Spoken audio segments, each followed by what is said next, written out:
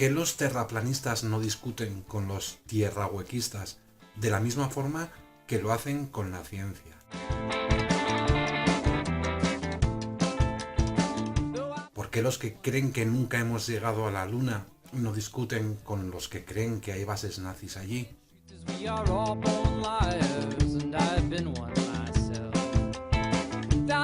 Son dos de los muchos ejemplos de temas del misterio que entran en contradicción entre ellos. Sin embargo, evitan debatir y, si lo hacen juntos, contra la ciencia. La respuesta es bastante obvia. ¿Para qué discutir qué mentira es la correcta si ambas son estafas intelectuales? ¿Por qué discutir entre nosotros si tenemos el mismo objetivo? Timar al espectador. El peligro no está en otro compañero del misterio, ya que vivimos de la mentira. El peligro viene de la ciencia, que nos puede desmontar el tinglado.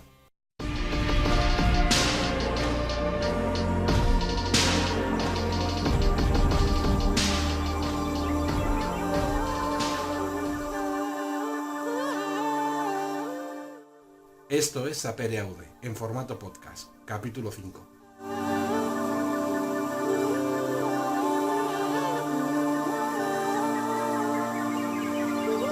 Este es el primer podcast que me cuesta dinero, exactamente 11 euros en 2 capuchinos y 2000 hojas de crema, ya que para documentarme sobre biología evolutiva, epigenética y evolución de las especies en general, he acudido a dos amigas mías biólogas maravillosas. Arantxa Plazaola, a la que conozco desde los 6 años, hemos ido a la misma clase desde primaria, pasando por el instituto hasta coincidir en la misma universidad, aunque cada uno en su propia facultad. 12 años en la misma aula, miles de horas para asegurar que, además del profundo cariño que siento por ella, es una bióloga brillante. También a Mayalen Zubiri, agradecerla el tiempo y la paciencia por dedicarme 2 horas y media de su vida para responder todas mis dudas. Y es una maravilla que personas expertas en un campo de la ciencia, con conocimientos contrastados no solo por su titulación académica, sino por investigaciones propias, quieran compartir su sabiduría a cambio de un café y un pastel. Demasiado barato, me parece.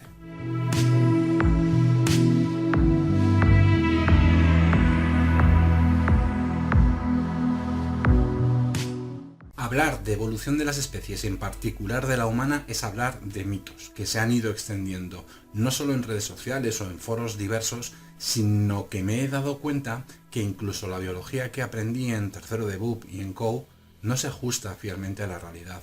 No es que me contaran mentiras, pero es un estudio de la evolución superficial, adecuada para que estudiantes jóvenes de bachillerato tengan una idea somera sobre el tema a la hora de cuando salgan a su vida laboral y no vuelvan a tocar nada de biología, por lo menos que sepan de qué se está hablando.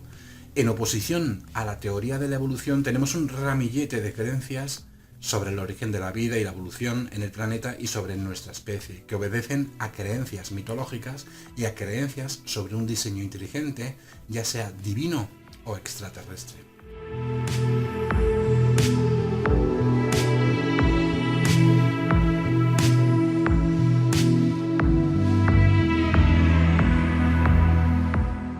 Voy a cerrar, si me permitís, el tema de la panspermia en 2 minutos muy rápidamente, porque cada vez se está dejando más de lado en todas las teorías científicas.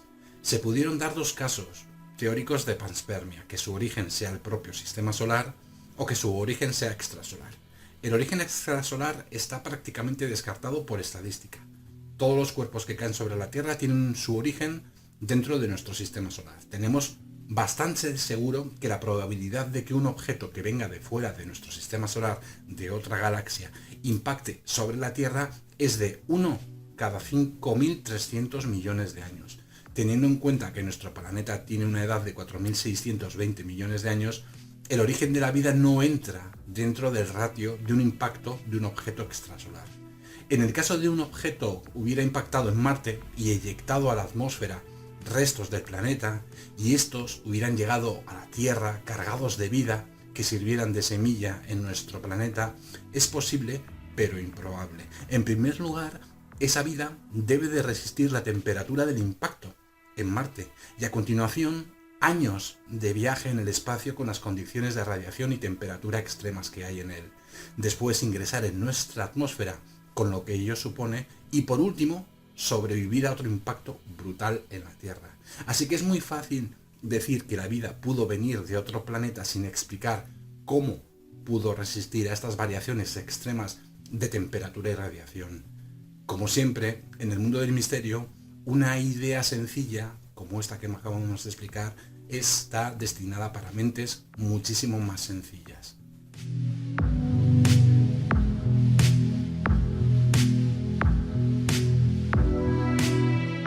Una vez descartada la panspermia, aclarar un concepto que muchos lo tienen claro, pero muchos otros no.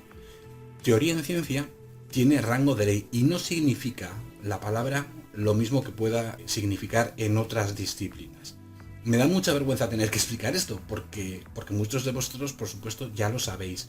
Pero en fin, no es lo mismo que yo tenga una teoría de que mi mujer es infiel a una teoría en ciencia. Sobre mi mujer igual tengo indicios no probados, pero en ciencia la teoría, detrás de ella hay un corpus matemático, físico, experimental y observacional, tan grande como el ego de un monitor de yoga.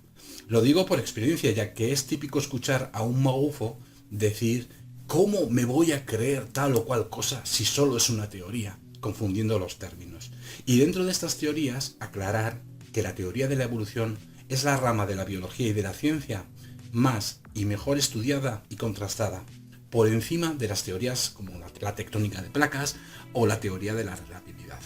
Así que sí, la teoría de la evolución es un hecho y además un hecho cierto. Hay algo que es evidente, no disponemos de una máquina del tiempo para hacer una fotografía de dónde está enterrado, por ejemplo, Alejandro Magno, para ver a los egipcios construir las pirámides, o ver a lo largo de cientos de miles de años cómo ha ido evolucionando nuestra especie. Así que nuestras herramientas de conocimiento se van a apoyar en la deducción lógica de los restos que nos vayamos encontrando.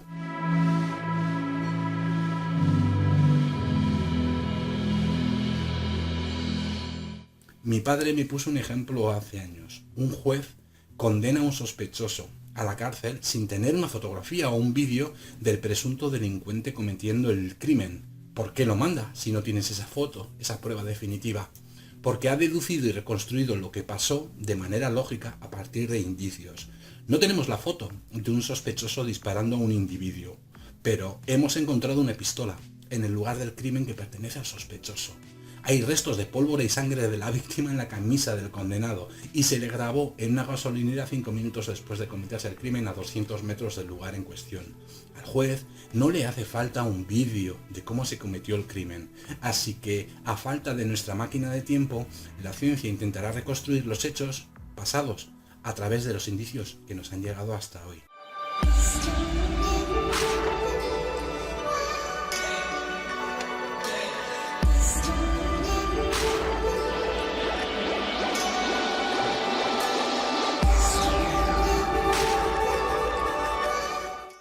En primer lugar, no es lo mismo evolución que selección natural. La evolución ya la contemplaban los griegos y la selección natural de las especies es un concepto un poquito más moderno, pero que no nace con Darwin, como muchas veces la gente piensa. Pero sí que fue el impulsor definitivo de esta teoría, que nos pone en el lugar que nos corresponde. No somos más que animales. Lógicamente los dioses o los extraterrestres no diseñan animales, se les supone cierta sofisticación, así que este es el primer escollo a sortear.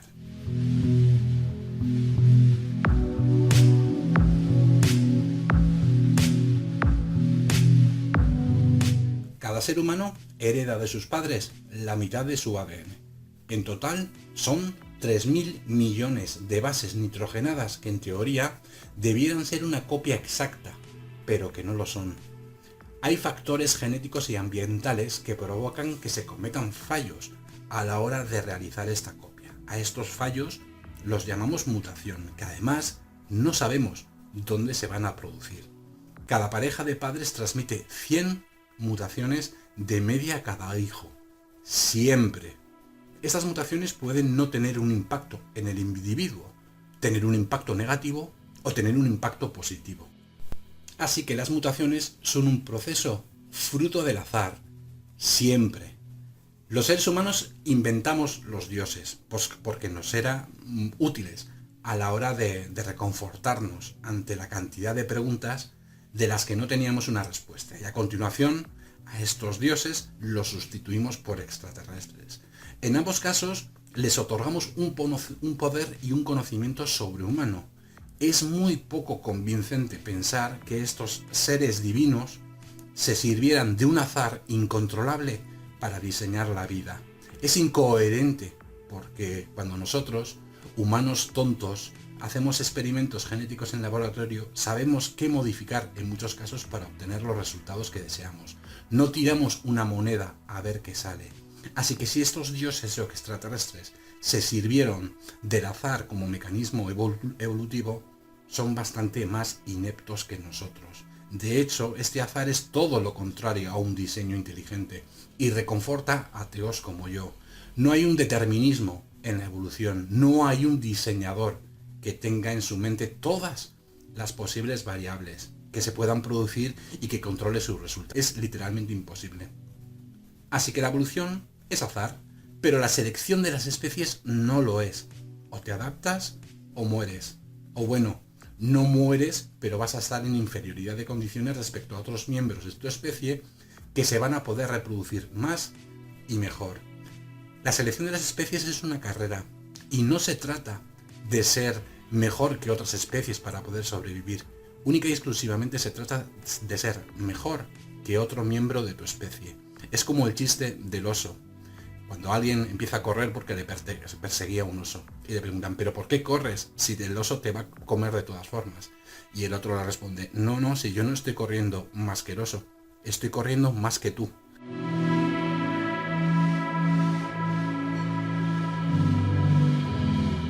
Esta es la selección de las especies y no hay azar, además de ser extremadamente cruel. De hecho, a la evolución le importa un carajo los individuos, le importan las especies. Y cuando hablo de importarle los individuos, por favor, no interpretéis como si la evolución fuera un ente inteligente, que tuviera un objetivo determinado. No lo es, todo lo contrario. Las mutaciones que hereda un individuo son las herramientas que vamos a utilizar y que determinan cuáles van a ser las probabilidades de éxito que vamos a tener a la hora de poder reproducirnos y transmitir nuestros genes. Los individuos no evolucionamos, lo hacen las especies. Conocí a un hombre en la aplicación Cello, era de Logroño, estaba un poquito loco, pero bueno, loco, por no decir que era un auténtico enajenado mental, pero bueno, no pasa nada, que se había tragado absolutamente todas las teorías deterministas sobre un diseño inteligente, divino y extraterrestre.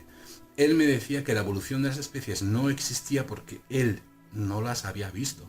No había visto un lobo convertirse en un perro, ni a un Homo habilis convertirse en un sapiens sapiens. ¿Que dónde estaban esos individuos intermedios? Lo vamos a tocar un poco más adelante, pero sí me gustaría aclarar el concepto de tiempo y transición de una especie a otra. Estamos en febrero, con un tiempo magnífico en España, totalmente primaveral.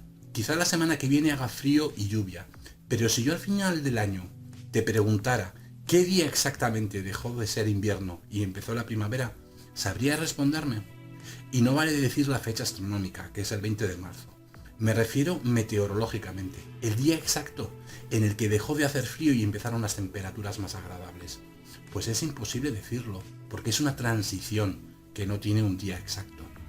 Estás en invierno, pelado de frío, pasan las semanas y de repente te encuentras que los días son mucho más calentitos. En evolución es el mismo concepto. No hay un individuo intermedio entre una especie y otra. No existe. Se van produciendo mutaciones que se van heredando hasta que llega un día en el que, puñetas, ya no son lo mismo que mi tatarabuelo. Y recordemos que las mutaciones se producen siempre, de manera inevitable. Solo hace falta tiempo y que existan individuos que consigan reproducirse. Como veis, este método tiene poco de diseño ultrainteligente.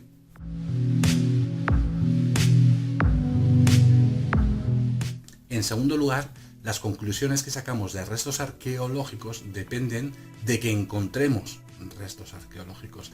A diferencia de lo que cree mucha gente, los fósiles no son fáciles de formarse ni de encontrar. Dejad una vaca muerta en vuestro jardín durante un año, a ver si se forma un fósil. ¿Verdad que no? Se deben dar unas condiciones muy limitadas y concretas para que se produzca la fosilización y se conserve hasta que llegue a nuestros días. Y luego está el problema de que tengamos la suerte de poder encontrarlo. En ciencia, esto realmente no es un problema crucial, pero desde el punto de vista del ecosistema psicotrónico, sí lo es. Antes hacía referencia a que solemos estudiar en el bachillerato o ver en la televisión o en foros sobre el concepto equivocado que se tiene de la evolución. ¿Cuántas veces hemos visto la imagen de una fila que comienza con un mono que va evolucionando hasta convertirse en hombre? Eso lo puedes enseñar a un niño para que tenga un concepto superficial de lo que significa la evolución, pero no se lo puedes enseñar a un adulto porque está completamente equivocado. En primer lugar, porque la evolución de las especies no es una línea recta. Son diferentes ramificaciones que parten de un origen común. Estas ramificaciones de individuos pueden durar poco o mucho, hasta desaparecer o no. Así que el concepto de línea evolutiva recta es para niñotos pequeños, no para un adulto que se quiera formar intelectualmente. En segundo lugar, la imagen de la fila que va desde el mono, pasando por Cromañón, bueno, bla, bla, bla, hasta el lugar, hasta llegar al hombre moderno, ¿qué significa? ¿Qué significa esa línea evolutiva? Que la siguiente especie que descienda de nosotros van a ser una especie de X-Men o Supermanes. No, hombre, no. De hecho, la evolución, vuelvo a repetir, no nos hace mejores, nos hace adaptables a un entorno determinado en un momento de la historia determinado. Si mañana repentinamente cambian las condiciones del planeta, pues nos vamos a ir al carajo todos, ya os lo aseguro. Así que eso de que los humanos somos mejores que los cromañones, por ejemplo, porque lo dice la imagen esa de la fila, es completamente falso. Y en tercer lugar, el origen de la evolución de esa imagen siempre aparece una especie de chimpancé o de monito. Nosotros no descendemos del chimpancé ni de ningún mono. Tenemos un pariente común del que nos separamos hace 5 millones de años. Los chimpancés por su caminito, los orangutanes por el suyo, los gorilas por otro lado y nosotros por otro. Y otra aclaración, los chimpancés, orangutanes y gorilas también han evolucionado. Un chimpancé del 2019 no se parece en nada a su ancestro chimpancé de hace 300.000 años.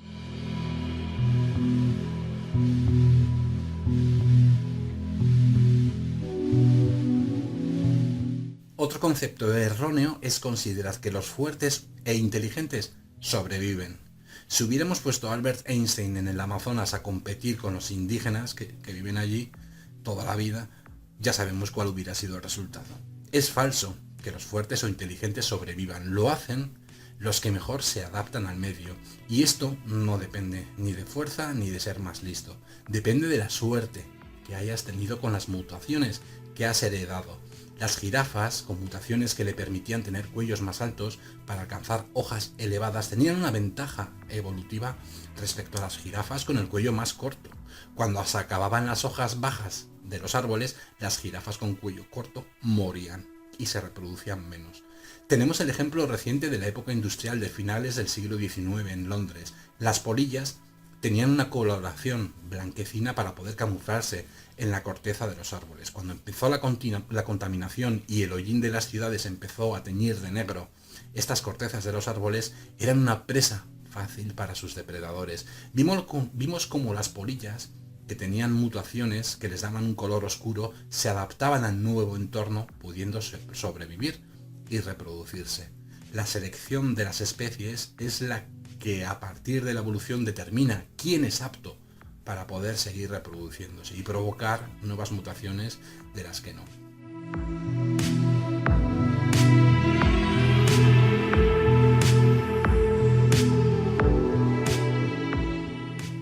La bipedación en los humanos permitió sobre otros primates que pudiéramos otear el entorno para localizar a nuestros depredadores. Los veíamos con mayor facilidad, además que en la bipedación estás menos expuesto a la radiación solar y el calor que emana de la Tierra, por lo que la gestión metabólica de nuestro organismo es mucho más eficiente que un individuo que camine a 4 patas. Es cierto que perdimos velocidad para huir de nuestros predadores, pero ganamos en resistencia para poder perseguir a nuestras presas. Además, desde una posición elevada podíamos estar en alerta.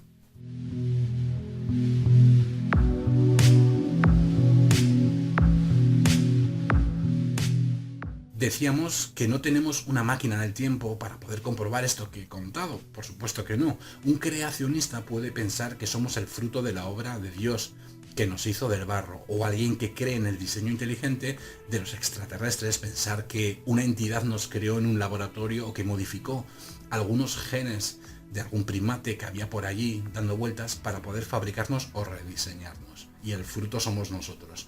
En el caso de los creacionistas, el libro en el que creen les dice que la Tierra no tiene más que una edad determinada y que a partir de esa creación de Dios luego venimos nosotros, los animales y toda la parafernalia consiguiente.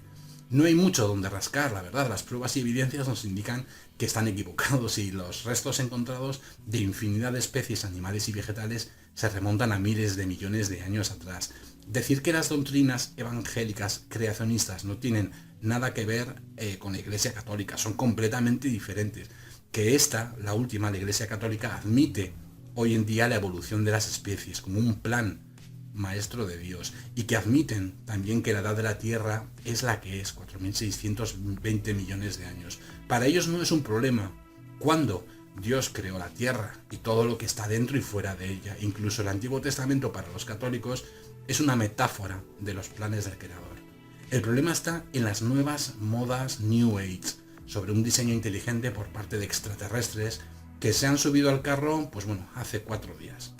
En ambos casos, ya sea divino o extraterrestre, hay que decir que es comprensible ver al humano moderno con sus fallos, pero a la vez capaz de tantísimas proezas, y pensar que seamos productos del azar.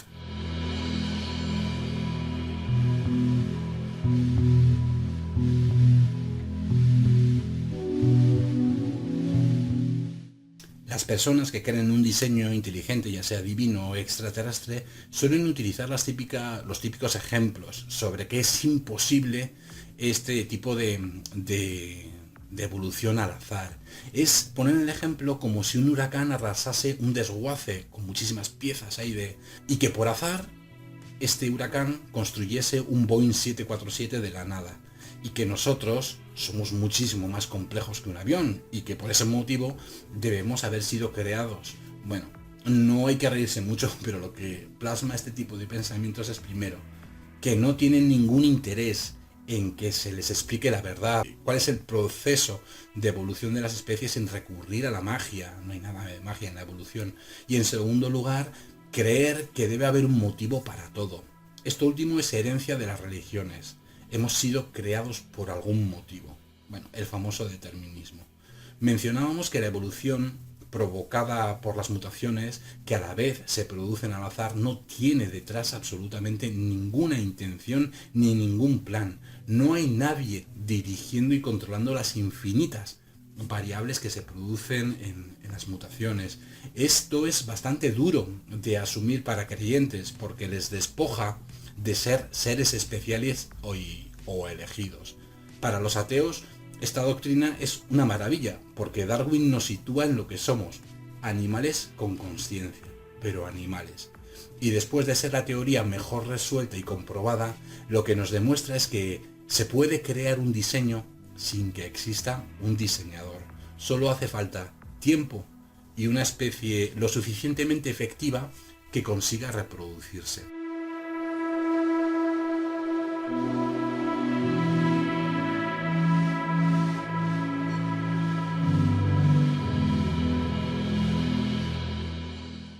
Esta simplicidad tan compleja a su vez es maravillosa. A partir de aquí, luego, hay malas interpretaciones, malintencionadas y voluntariamente mal explicadas para confundir a la gente. Como sabemos, los divulgadores del misterio son expertos en esto. Hubo hace tiempo el tema del misterio del cromosoma 2. Creo que ya se ha apagado bastante, pero bueno, hubo una época en la que estuvo de moda. ¿Cómo es posible que los seres humanos tengamos 46 cromosomas cuando el resto de primates superiores tienen 48? Claro, entender que el número de cromosomas está en relación con ser más o menos inteligente, bueno, es de primero de escuela de infantil. Si esto fuera así, los perros tienen 78 cromosomas y no les vemos construyendo centrales nucleares.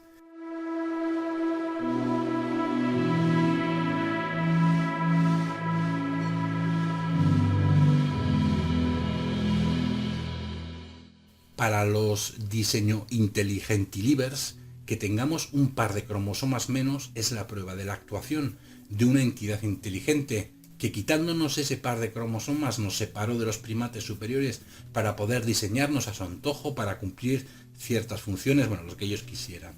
Los diseño intelligent-livers no parece que hayan echado un ojo al cromosoma 2, el segundo más grande de la cadena de ADN, con 243 millones de bases, y en el que podemos observar que tiene la misma forma que el cromosoma 2A y 2B de los chimpancés, por ejemplo.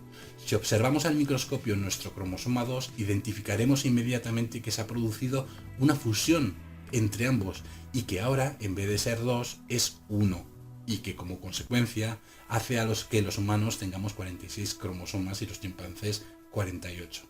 Francis Collins fue el primero en demostrar en laboratorio algo que ya sospechábamos en el cromosoma 2 humano.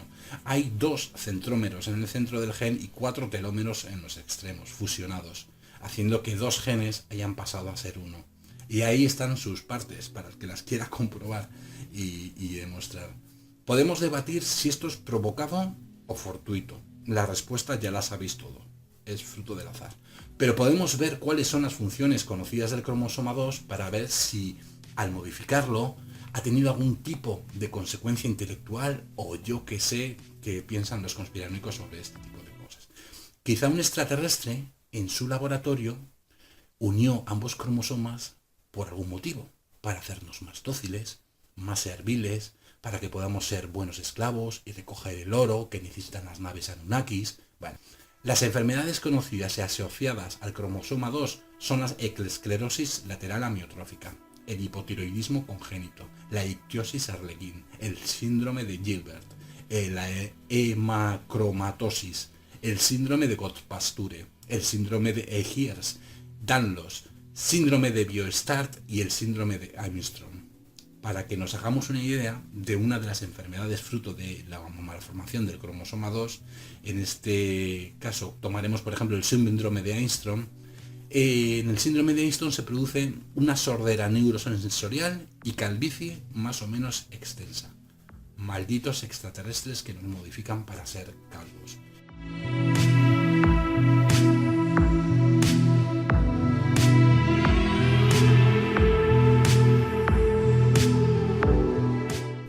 Podemos criticar a los científicos que hagan deducciones a partir de un minúsculo fósil cuando no hay una fotografía tomada con la máquina del tiempo que nos asegure que eso que está diciendo el científico es así. Pero claro, no es lo mismo unas deducciones que otras. Hay que utilizar el sentido común y un poquito la lógica. Harari, en su libro Sapiens, nos cuenta que nuestros ancestros homínidos fueron perdiendo el vello corporal debido a mutaciones y que los folículos pilosos fueron sustituidos por glándulas sudoríparas. Las glándulas sudoríparas permiten refrescar el cuerpo y realizar esfuerzos físicos prolongados. Esto nos permitió perseguir presas durante días enteros. Claramente, esta es una ventaja evolutiva respecto a otros primates con pelo, que si no cazaban su presa en el acto, se quedaban sin comer, porque sus cuerpos se calentaban demasiado al hacer esfuerzos y necesitaban descansar. Es una teoría sensata, no deja de ser más que una teoría, no una manera de comprobarla. Es una teoría sensata y coherente, y nadie estuvo allí para verlo, lógicamente. Podemos comprobar que tenemos menos pelo que nuestros parientes y que sudamos más, que podemos correr largas distancias y que ellos no.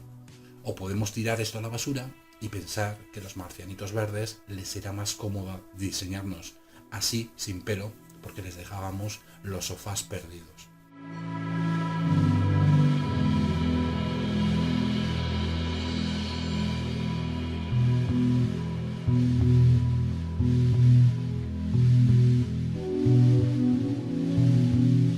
La evolución de las especies es imposible que no se produzca, y la selección natural es su brazo ejecutor.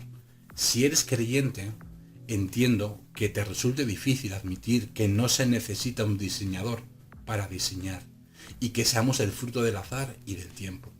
Desafortunadamente para tus creencias, las pruebas y evidencias son completamente irrefutables, aunque hieran tus sentimientos.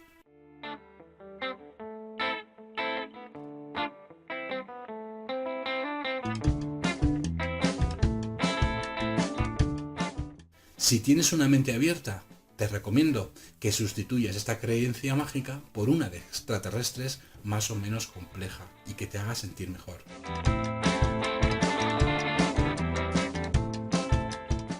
Nosotros, al usar el pensamiento crítico, solo necesitamos que las pruebas y las evidencias nos muestren la realidad.